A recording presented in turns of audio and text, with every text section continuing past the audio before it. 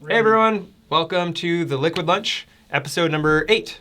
I think it's more than 9. 8, but 10? 10. I don't know. Double digit. So today we're sitting here with our longtime friend, ambassador, athlete, local paddling legend, Joel Kowalski. So welcome, Hi. Joel. And we're also joined by Stig Larsson, the owner, co-founder. The has-been. The once Gray was. man. Yeah. So yeah, welcome, man. Thank Happy you. New Year. Happy to be here. Yeah. How's everything been going? You've been traveling Everything's a going bunch? good. Sort of just in my regular off-season mode, which is, working for Wilderness Tours, selling raft trips, and getting ready for next season. Sharing the magic of whitewater. Sharing the magic of whitewater. Yeah, That's right. wicked. And then, as always, we have beer provided by our lovely friends at Whitewater Brewing Company. So we have some beers from Christmas. Awesome. The Christmas. I love 12 their beers Christmas beers. Yeah, I think Chris dropped these by Before- when you were yeah. gone on vacation. Yeah, when we shut down the office. Yeah. But left other people to work. Yeah. That's right. And they drank most of them, so these are the last 4 left. Yes. Take your pick. Guess first. It's reverse. I'm pretty partial to the Peanut butter shake? peanut butter shake, so I'll do that.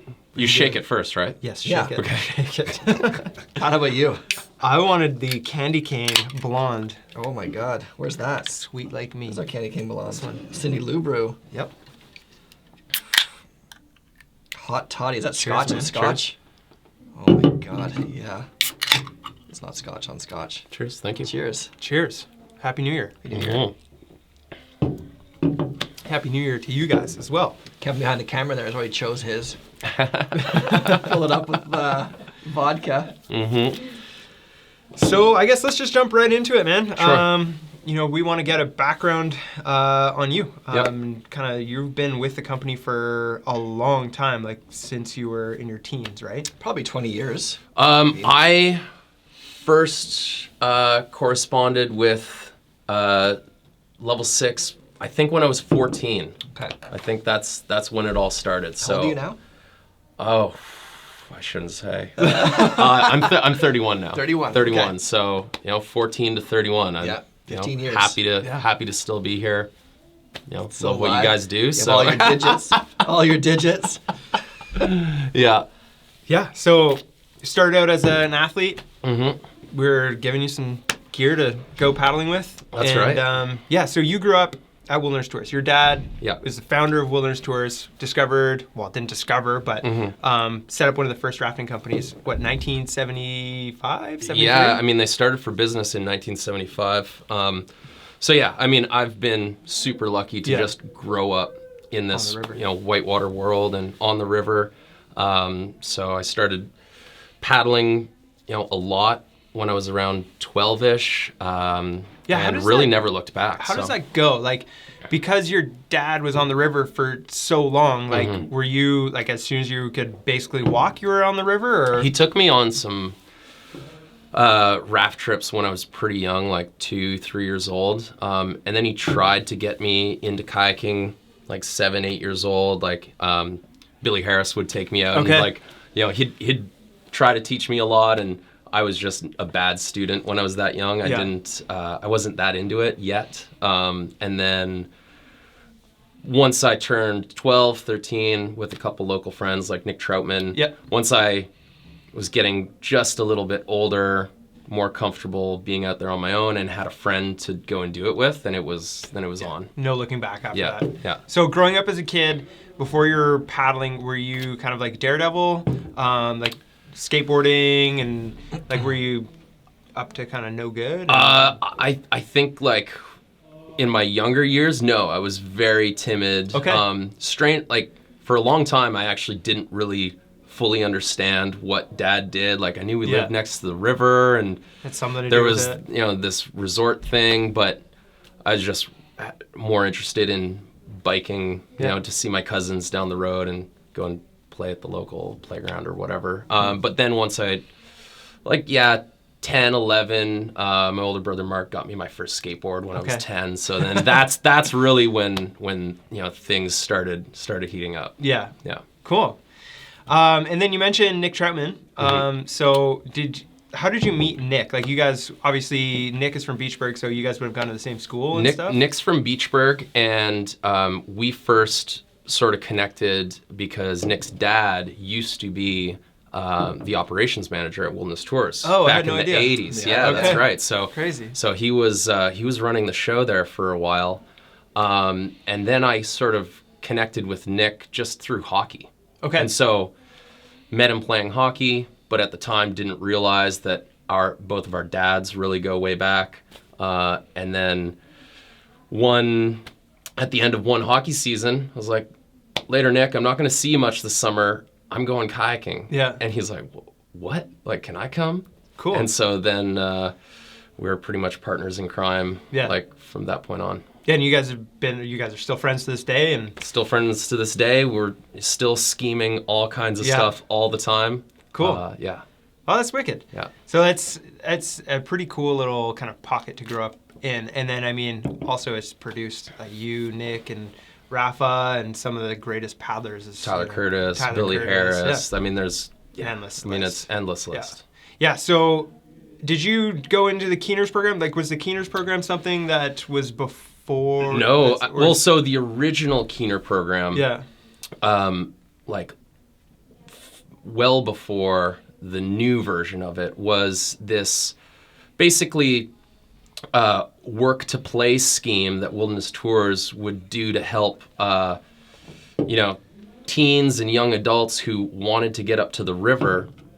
And basically the deal would go like, work for Wilderness Tours in the dish pit or in maintenance or whatever for the season, and we will pay you up front in river gear. So we'll fully load you up with everything you need. So like kayak And then skirt. you just work it off for the rest of the summer. You'll work evenings, Yeah.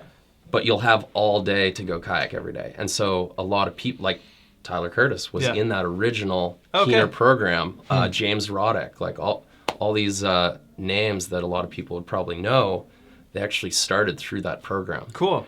And then that program kind of fizzled when Mr. Marquis, who at the time was running that sort of portion of Wilderness Tours, he passed away. And then when myself and Nick were sort of coming of age, my dad also just happened to get a phone call from this family over in the UK, and they're like, hey, we want our daughter to come and do your kayak school, but we didn't see that you offer anything longer than a week or two. Like, do you have a summer camp version? Cool. And so that's when the light bulb sort of went off for my dad. He's like, well, perfect. Like, got to do something with Nick and Joel to keep them out of trouble. And there seems to be some interest in something like this. And so he made a kayaking camp that was more based around raising young teens and not just about kayaking. Like it's always been from the beginning a youth development program, and the athletic component is kayaking.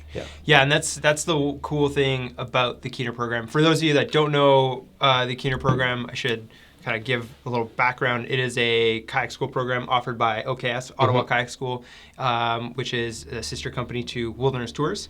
And the KINA program, you can send your kid, well, like as Joel explained, you can send your kid there and they learn to kayak with some of the best coaches in the world, best paddlers in the world, and they spend their summer on arguably one of the best rivers in the world. And probably the best river to learn on in the world. Big water, deep. Yeah. I think about your dad. One thing I know about your dad is he's always so into bringing people from outside of the Ottawa area to the river to kind of share this thing that he's shared his whole life with. He's always like that whole the UK experience with that girl. He wants people to come over to come and stay there and learn how to paddle there and live this thing. And I mean, the amazing thing about the KINA program is it's really just, over the last 15 years, really, it's taken on a life of its own. It's really a very compartmentalized portion of Wilderness Tours. Like, it's away from even the staff and the students in the KINA program, like, they don't interact with Wilderness Tours much, and vice versa. Like, they're two little universes unto themselves. And it's really incredible. Like, we hardly promote the KINA program, if at all, and it's our one thing at this point that just fills up every year. We're already fully sold out for this coming year almost. Crazy. I think it's just created such a great name for itself in the industry, right? Yeah, we obviously a big portion of our business, Level 6, is done in the United States, and a lot of people do mention the KINA program. It has this incredible, incredible street cred, to put it. If I can put it that way. Broad reach for sure. And so what I was gonna say, like it's not just the kayaking aspect, right? Like the cool aspect to the KINA program is the I guess public speaking side of things, the work ethic that goes into it. It's very structured. Like every day is on the water, but every evening, like, Monday is speech night every week. Wednesday is ropes and knots. We also now call it knots for NAR. Knots for NAR night, where our bungee tower jump masters are, dealing directly with these kids, teaching them everything from, ground school to how to rappel off the bungee tower with a kayak. Yeah. And, we regularly have organized trash pickup days, and it's all about values first and kayaking really second. Cool. Yeah. Developing that character. Wicked. Cool. So then after the KINA program, you got into coaching. You've been a reoccurring team member on Team Canada's freestyle team. So I mean, that seems like a really wicked path that you've kind of gone through. It's been quite the journey, man. Yeah. Kayaking is, it really is an incredible road to take, and it shows you really unbelievable parts of the world, and you meet all kinds of amazing people. Yeah. Well, I had Tino in this summer right before your wedding, actually. And he coached for the KINA program for a long time, and it's really cool just to see all the people that come out of there and where they end up. And most people that I've seen do the KINA program have ended up in prominent places within the paddle sports industry.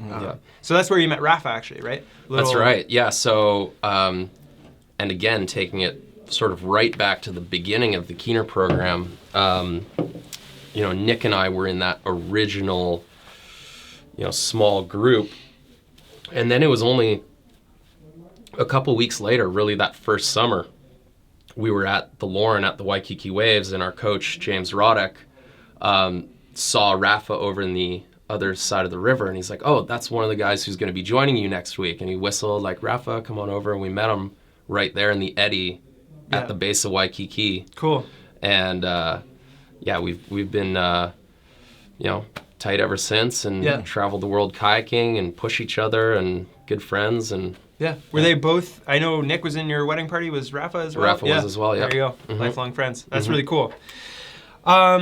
And then I guess that whole thing prepared you for your kind of first ascents and exploration. That's one thing that I've always admired about you, is your exploration side of the kayaking. I mean, you've done the first ascents in Mexico and Michoacan. You had that whole expose with Red Bull that you, I guess, Nick and Rafa and Dane, and then you also opened up Hawaii as well. I mean, we weren't the first ones to paddle in Hawaii. There's a lot of definitely a lot of history there, but a lot of not well-known history. But we definitely put a limelight on it. Yeah. Put it on the map. So what goes into these first ascents and exploration type expeditions? You mentioned the KINA program, you do all the knots and stuff like that. I'm sure that played a huge part in your exploration, but where do you even begin? My brother-in-law, Steve Metcalf, actually, about a month or two after Google Earth was released, like the original version of Google Earth, he showed it to me. He's like, I think you're going to like this. And it was just this, digital version of the globe that nothing had ever been created like it before. But, if you wanted to geek out on looking at the entire globe, like all the rivers, it's there to do it. And so that's what I started doing. I spent a obscene amount of time and still do on Google Earth. And actually this coincided with my days at World Class Kayak Academy. I was in the same class as Evan Garcia and Fred Norquist. Okay. And on our downtime, we would nerd out on Google Earth, and I'd show those guys all the rivers in my part of the world, and they'd show me the rivers from their part of the world in California and out west. And then just started looking at the rest of the places, and then started figuring out like, oh, okay, so if you want to find new amazing whitewater, there's like this list of ingredients, and if you can just like get a sense of the world and where those ingredients overlap, like you're gonna hit bullseyes on amazing new first descents. Cool. And so that's what I started doing. Can you Pat Camlin used to always, when he came in here and he was doing all of his northern Quebec missions, he would show me on Google Earth where he was going to go and how the rapids looked and why he was choosing those areas, and it was pretty cool to see. Yeah. So I guess you're looking for big elevation gains. It depends. If you're looking for really good Class 5 creeks, then obviously you're looking for places that have water. Yeah. You're looking for places that have a lot of gradient, but not like crazy too steep gradient. But just even a basic knowledge of geology helps too. Like certain geologies are terrible and terrifying for Class 5 paddling. Like if you go into a sandstone area, you know everything's going to be filled with sieves and tunnels and undercuts. If you are going to a granite geology like California, there's other ones in the world too. Like, you're going to find lots of slides, teacup style things. Yeah.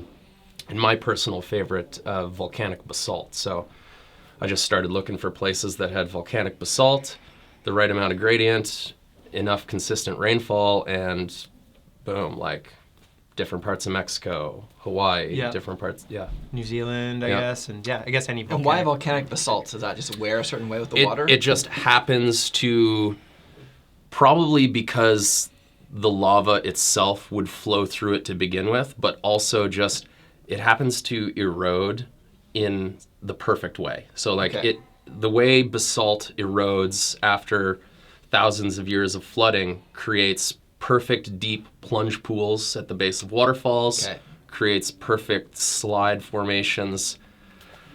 It just, cool. it works out really well. Yeah. And so if you're looking for a place with big waves, like when I was looking for Dreamwave, I didn't know I was going to find specifically Dreamwave, but I knew if I looked in enough places that had actually low gradient, because with big water, if you start getting even a little steep, everything is way too gnarly to paddle down. Yeah. So you're looking for low gradient, big volume, and Canadian Shield rock is it does the best for big waves. So, the Ottawa is low gradient, Canadian Shield rock, high volume. All those River. Best freestyle rivers up in Lac Saint-Jean, same thing. Low gradient, some are a little higher, but generally low gradient, Canadian Shield rock, high volume. Yeah. So I just started looking a little further west in Canada. If you go even further west, the Slave River, it's on the exact same form. They all fall off the same formation, and I just looked in places that hadn't been looked at before. Yeah. Yeah, and those rivers are just big drainages for huge. You got it. Yeah. Cool. Well, that's wicked. And then what other skills would you recommend for younger paddlers to think about when doing these rope skills is huge. Like especially if you're gonna get into the creeking stuff, rappelling, knowing how to work with ropes safely, how to rappel and have anchor. Knowing what a prusik is, like just so that you can be sliding down something and go hands-free and not fall to the bottom of the rope. That's a big deal. Yeah. I'm sure a lot of the time it's just getting to these places is as dangerous, if not more dangerous, than actually paddling down, right? Because you grew up paddling, it's second nature to you. It's like walking. But getting to those places can be 100% super hairy. Yeah, super hairy. Some of the places we paddled in Mexico, like when we were in Michoacan, once we got on the river, it's like that was our fortress of safety, right? Some of those Mexican backcountry locations, they can be. I want to get into that actually. Like, can you? What's your craziest experience? I On mean, water and off water. Like, what's your craziest on water experience, and what's your craziest off water? Trying to get there, trying to get to the put in experience. Eliminate the booze, partying nights. No. I mean, Mexico is legitimately a rough place, so I won't tell all the stories on camera. But you know, we've had some scary moments, like you know, backcountry roads in the middle of the night on some mountain ridge, you know, surprise checkpoint, and it's not the police. Yeah. So yeah, there's stuff like that. Yeah. When I finished university, I drove with my buddy from school. We bought a 73 VW van, and we drove from Ottawa to Vancouver, and we surfed the entire ocean coastline from Vancouver to Costa Rica. This was in '96. So a lot of Guatemala, El Salvador. Same thing. There was, you come around a corner, burning barrels. You drove with a machete between the seats. Yep. You pull over and you get right. There weren't the police, and you had to either talk your way through it or whatever you had in your wallet. Yep. Hand it over. Yeah. But yeah, it's crazy. Yeah. I think it's different now. I've heard a lot of people who've done the trip now. It's a lot more. I think El Salvador is still pretty dodgy, but it's a lot easier. I think it's also just the time of day Yeah. when you're traveling. I mean, Time of day, and you know, it's one thing when you're on the main highway routes, but as soon as you start doing a little backcountry exploration, then it can be a different world. Yeah. Yeah. How about craziest on-water experience? yeah. Craziest on-water experience. Where everything just hard started one. going astray.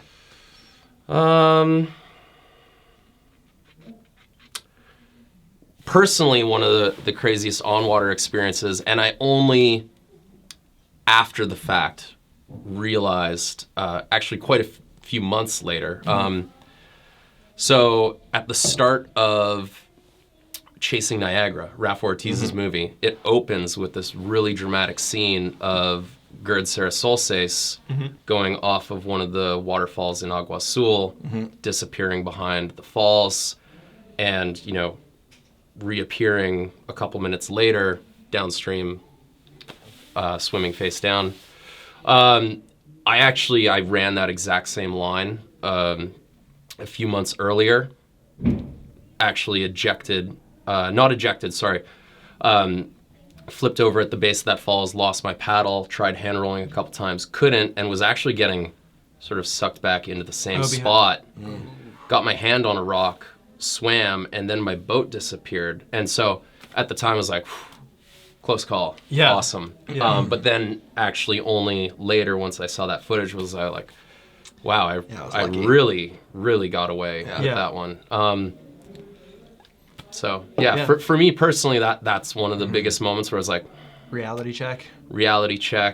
This is legitimately really dangerous. Sometimes I should, you know, be more careful. Yeah. Yeah. Did it change right then and there for you? Like, was that kind of your last time of pushing it to that limit, or was that kind of... Not so much. Like, I would say that I've personally always, and maybe from the outside looking in, you wouldn't say that I paddle conservatively, but I have always tried to, you know, paddle somewhat conservatively and not take crazy risks. But yeah, that one for sure was a check where I was like, okay, maybe my risk threshold is actually even a little like in one direction than I thought. So I gotta you know, dial it in. And how old were you when that happened? What was when you realized that? What do you remember? What kind of age you were? This was a few years ago, so probably like 27. Okay. Yeah. Interesting. Yeah, and I mean, I guess before moving into like how your paddling has changed, and how your life has changed since those early days of, you know, the hardcore exploration, the tribe days, do you have any advice for paddlers in terms of like the risk assessment side of things and lessons that you would like to, that people don't have to learn the hard way? Yeah, absolutely. Don't roll the dice is a big one. Like, only paddle, you know, within your competence level, not just confidence level. So That's interesting. yeah.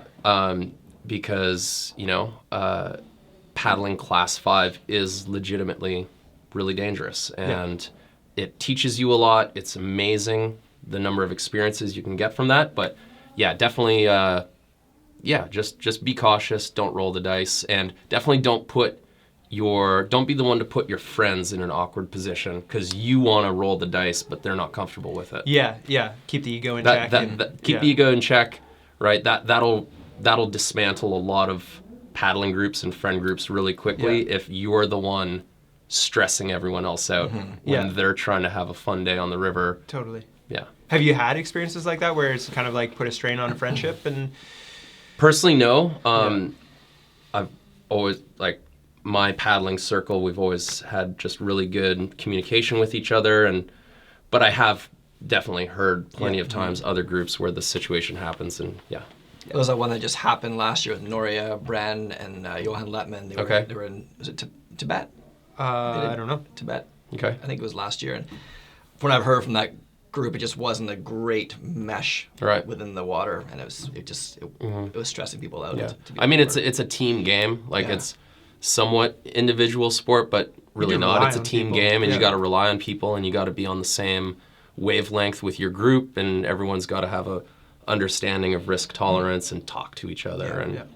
So choosing your crew is really important, obviously. Choosing your crew or just developing your crew as you guys grow. Like it's a lot of times your paddling crew is going to be your group that's just around. Yeah. And so as your crew develops and paddles new pieces of whitewater, like just a lot of communication and understanding risk tolerance. Yeah, makes sense.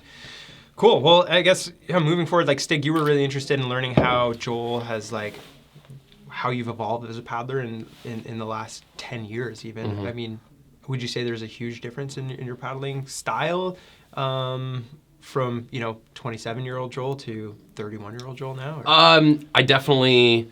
I still paddle a lot. Yeah. I don't paddle as much. Most of my time is now focused with trying to help run wilderness tours and the business. And so, even 3-4 years ago, I was getting out on a lot more expeditions and, still chasing a lot of that stuff. Still looking to go on some cool trips, and I've got some in the pipeline, but it's definitely slowed down a little bit. Yeah. Which I'm okay with. Yeah. Like I still paddle a lot. I still get to see my friends on the river a lot. Change, right? Yeah, that's right. That's your life was paddling, and then now you're recently married. Yep. You're helping run the family business.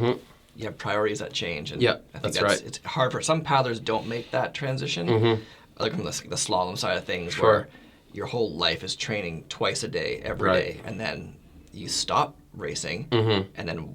Well, what is your life? Yeah. That was your life, and now you have nothing to fall back on. So the smart ones always have kind of a couple things on the go.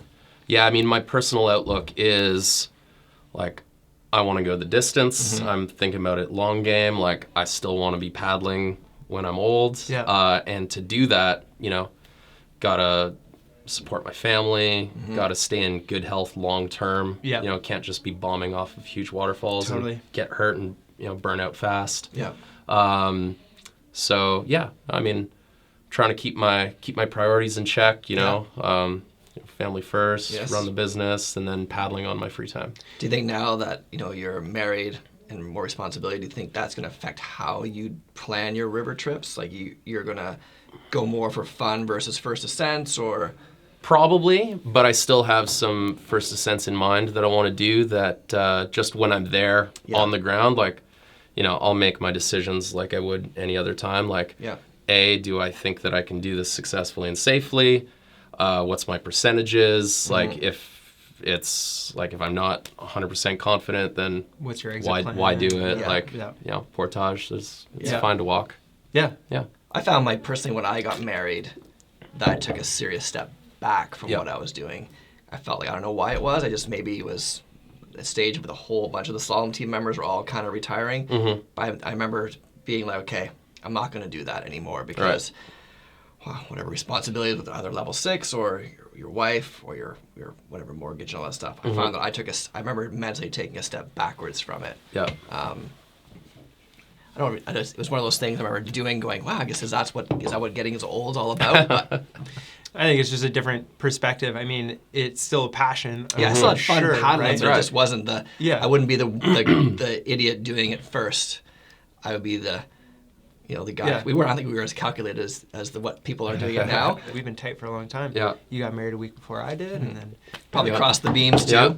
yeah. The urinal. Yeah. Yep. For sure you did.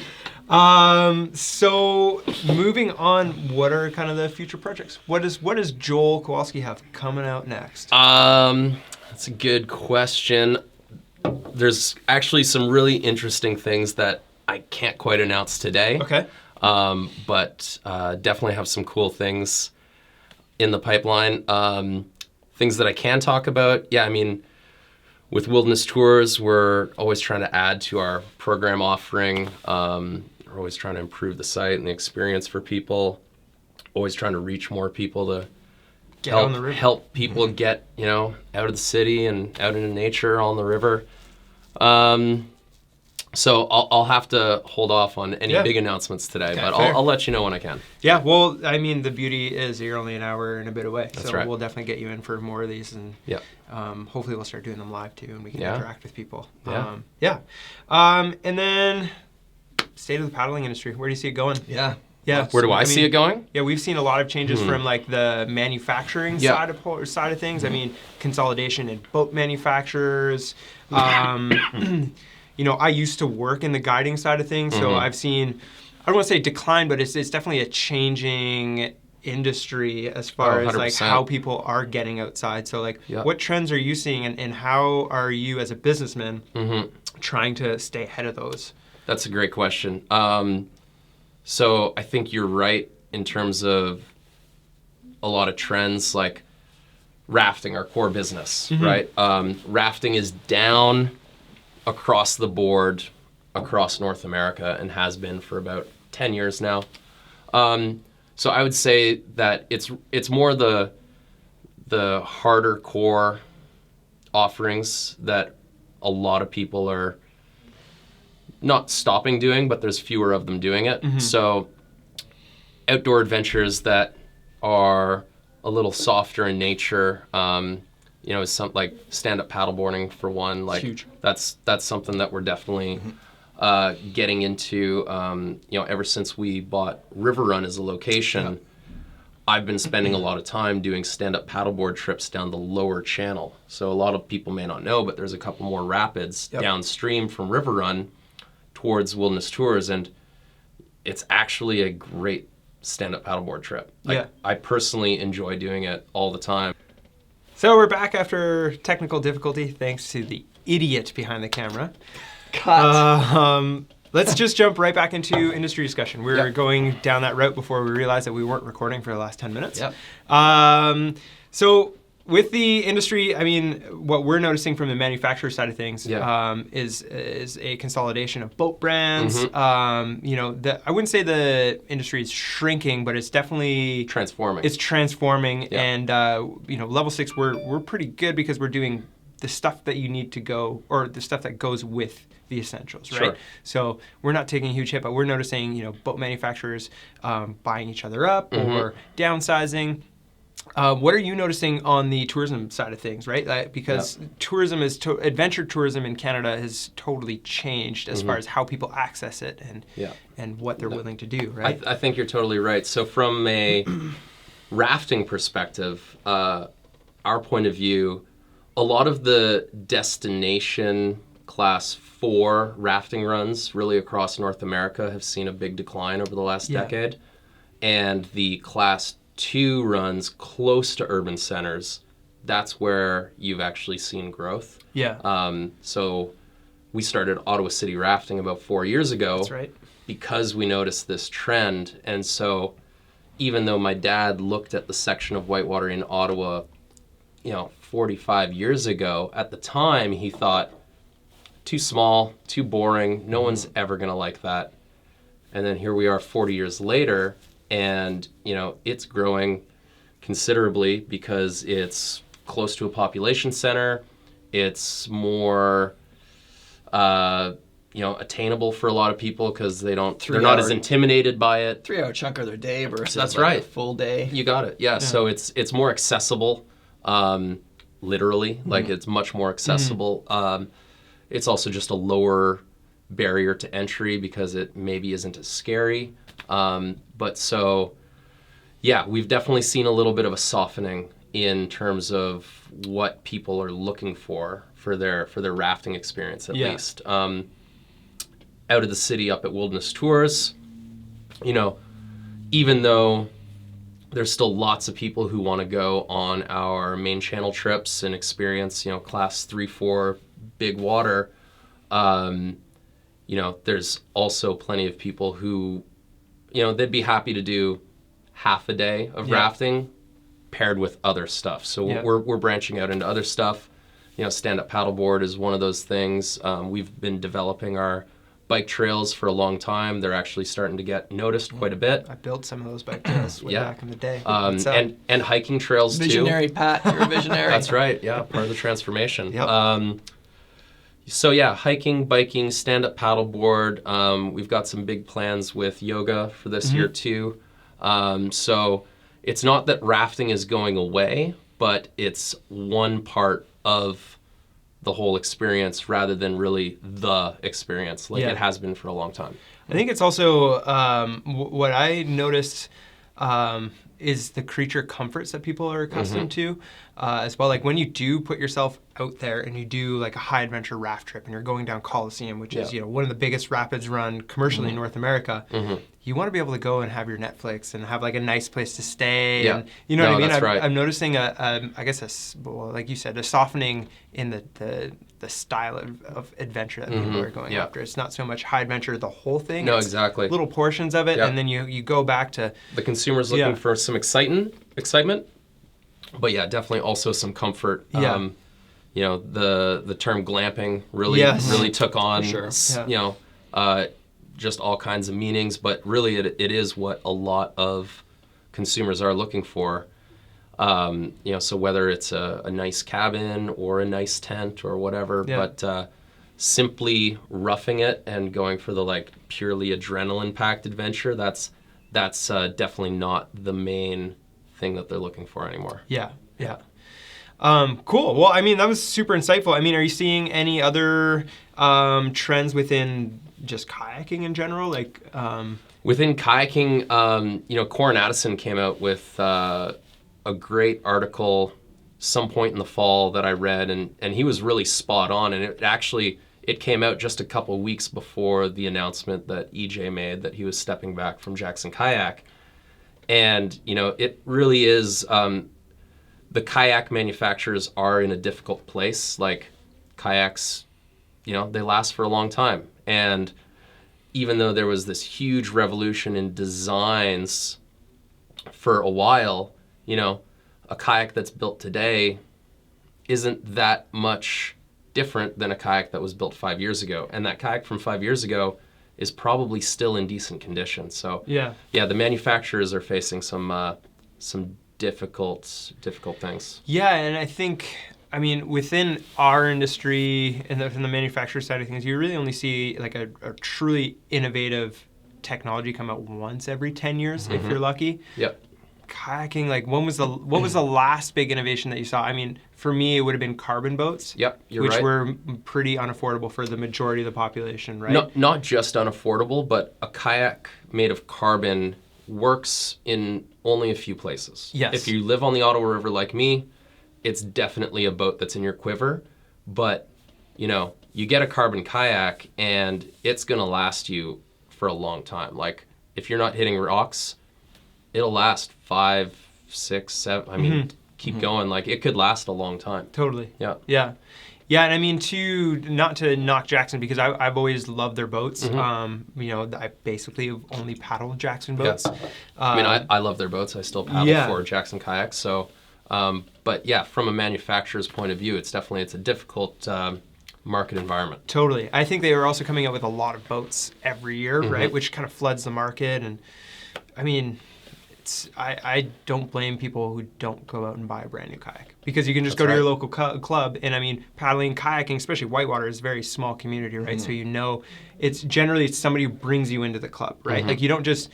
I don't know of very many people who've started whitewater kayaking just like, I'm going to go out and start On a whim. whitewater Yeah, kayaking, that's right? right. They know somebody who introduced them, and you kind of take baby steps, and you. It's a lot of hand-me-down gear is how you kind of get into it.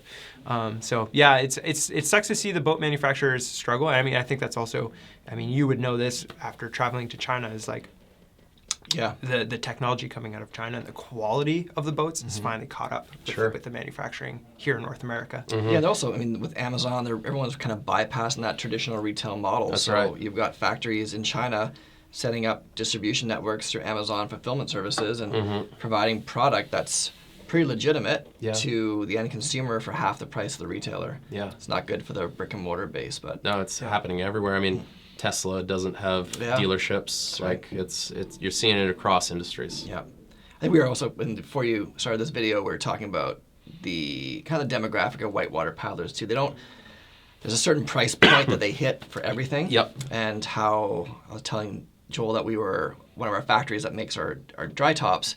They also make for Patagonia, Arc'teryx, Solomon, Burton. And I've been there and watched these Arc'teryx rain jackets come off the line that retail for $800. Sure. And your dry tops are more advanced. we are more advanced, more complicated.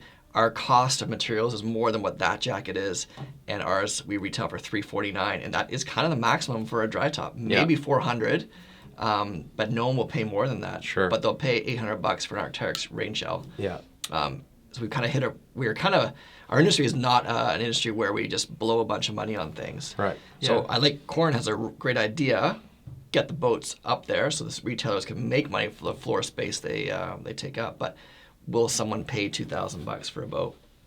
Should they be? Should they be? Yes. Will they be? It's tough to say. Tough to say. But I think hopefully we get back to there. But I think that ship has sailed, in a sense, where we've got a lot of other manufacturers coming in for cheaper. And you got the direct-to-consumer model, like what Waka and Zet, IR is doing as well. IR, Spade, Yeah. people bringing them in, container loads from Europe, and then park them in their backyard and sell them direct. And once you have that model, the retailer has a hard time because they've got staff to pay, That's right. rents to pay. Rents are going up every year, no matter what. Margins go down. Well, that's the interesting part when I talk to my customers. A lot of the time it's, if I'm in a downtown core and I'm that core shop, my floor space doesn't grow, but my rent keeps going up. So how do I accommodate that, right? Salaries grow, taxes grow. It's tough. Yeah. So I guess we'll see what happens in the next few years. But thanks for coming in, man. We really appreciate it. And Happy to be here. Thanks for having me. Guys, no problem. We'll hopefully get you in here more, and we can dive into some other stuff. Any self-promotion you want to do? How can people get a hold of Wilderness Tours? Sure. So you can reach us at 1-888-723-8669. Ask for Joel. Come on out. We'd love to paddle with you, take you down the river, show you a good time. Yeah. And where are you going to be this week? You're heading out of here to go to Montreal for? That's right. So I'm heading to, this time of year, it's show season. So I was just at a bridal show down in Toronto, selling bachelor and bachelorette trips and wedding venues. And now I'm going to the car show in Montreal to, promote our product to the general public at that show and test drive a Lambo. And test drive a Lambo. That's right. When Lambo. Yeah.